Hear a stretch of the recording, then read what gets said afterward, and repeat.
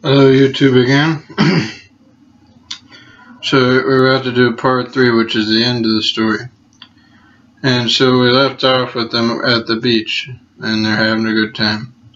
Alright, so here we go. His eyes lit up, and he turned over to me and said, "Here comes the best part." All of a sudden, 2 moons appeared from the horizon, but looked to be the same size. One is bright white looking like Earth's moon, but the other was black. At the same exact rate, the moons appeared to be traveling up the sky until they were directly overhead. Then the sky started showering us with beads, like we were at some parade. Some were large, others were small, and some were shiny or dull. They were made from all sorts of materials. We sang and danced in the colorful moonlight, in the colorful night. With joy bursting out of me, I professed, "I never thought that the best day of my life would be on another planet. This is incredible."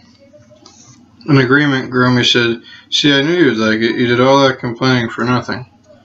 We decided to sleep right on the sand, using the beads as blankets. In the morning, after a quick breakfast and drink from the ocean, we decided to head back towards the spaceship. Even though I was not going to forget anyways, I wrote down all the events that happened in my journal from the previous night. While we were walking back, I said, "Hey Gromy, thanks for showing me that special spot. You could have kept that place, this whole world, all to yourself, but you decided to show it to me. Thanks." Gromy replied, "It's my pleasure, Gabriel. I just like having company. It is miserable being all alone. Just remember to be grateful for everything life throws your way, and also know that there are always new things to pick up and discover." Just as Gromy finished talking, a massive hailstorm started. Huge chunks of ice are falling from the sky, the size of small houses. I didn't know what to do, and I thought I was going to be crushed right then and there. I saw Gromy see something they obviously didn't. He pointed out and shouted, "Hey Gabriel, I see a cave over here. If we can get in there, we will be safe." So we darted into the cave as fast as our legs could carry us. We made it and were relieved that we had survived for the time being. Since it looked like it was going to storm for a while, we decided to check this cave out. Luckily, we have Gromy's eyes to light the way, because otherwise it would have been pitch black. We went down the skinny tunnel for quite some time, but we continued on because we were curious to see what was at the other end of this cave. Finally, we came to this opening in the cave where the ceiling is over 50 feet high. Over in the corner was a being that looked like Gromy, who must have come from Zool. It was crying with its arms folded over its face. Gromy quickly ran over to it because he obviously knew it was it from his home planet Zool. They immediately embraced each other, and now they were both crying. They made conversations in a language that I couldn't understand. All I could hear was sounds. They both seemed to know each other very well, from what I could tell. I guess love exists everywhere, even in other worlds. Gromy then said, "This is Celia from Zool. She and I have always been close best friends. She said that she was in a spaceship when the solar flare happened, so she followed me here. Just like how you and I were when we saw each other. She was surprised that another kind of being existed in this universe." I said that Gabriel is not so scary after you get to know him, and is actually very genuine and trustworthy. Then she asked if we could live on your planet. I also agreed that it would be a good idea, and we would be great friends and help each other out. So what do you say, Gabriel? Can I live in your world? I hesitated for a moment, thinking about what would happen if I said yes or no, and then replied, "I'd be honored if you live with me. You have to promise, though, at least for when we first go back, to stay in invisible mode, because the world would flip out if they saw aliens walking around. They would also probably try to harm you or capture you and treat you like pets. You can come on these conditions." Gromy talked it over with Celia and then replied, "We are coming to Earth." We marched along out of the cave and all the way back to the spaceship triumphantly.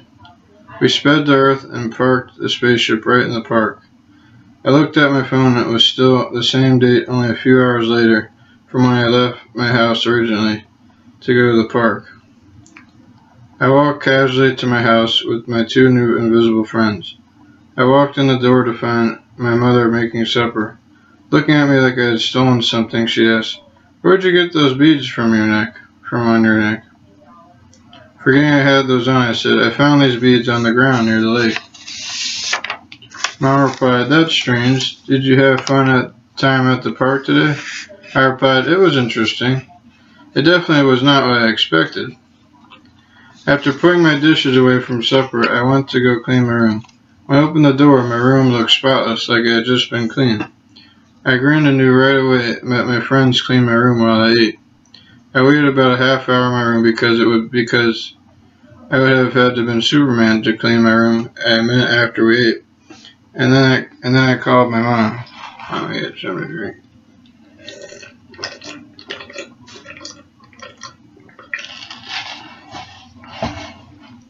"Hey Mom, look, I cleaned my room." I heard her walking towards the room. "Wow, it looks spotless, Gabriel. Are you sure you cleaned this room all by yourself?" I replied, "Yep." Gromy, Celia, and I went on to build more parks and skyline and helped our world to remember what it once had. Sometimes people thought I was talking to myself, but they had no idea. We reached out to kids, showing them different games, urging them to go outside and play.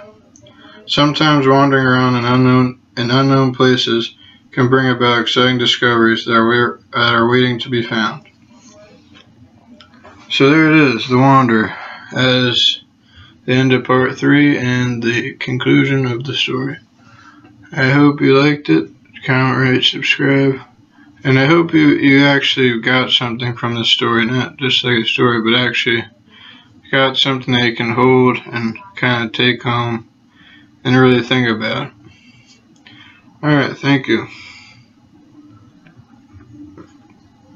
And I actually have another story I could share too, maybe.